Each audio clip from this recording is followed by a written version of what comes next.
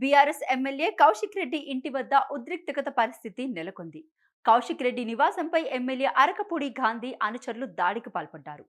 Gate ఎక్కి ఇంట్లోకి వెళ్లేందుకు ప్రయత్నించారు. అయితే పోలీసులు అడ్డుకోవడంతో వారితో వాగ్వాదానికి దిగారు.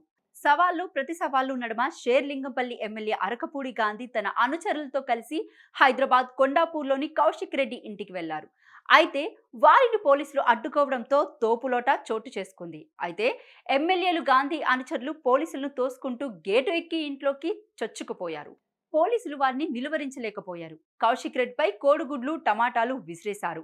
కాంగ్రెస్, బీఆర్ఎస్ కార్యకర్తలు వ్యతిరేక అనుకూల నినాదాలు చేసుకున్నారు.